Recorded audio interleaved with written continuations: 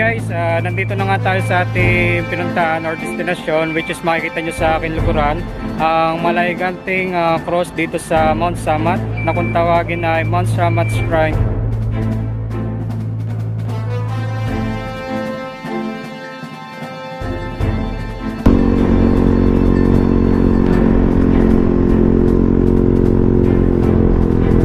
Ang mga replika ng mga armas na ginamit noong World War II, mga machine guns.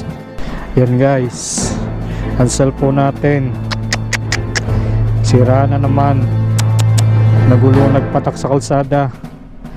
Alright guys, nandito na tayo sa probinsya ng Bataan. So it's 12:37 na sa akin. No, nakarating na tayo dito sa probinsyang to.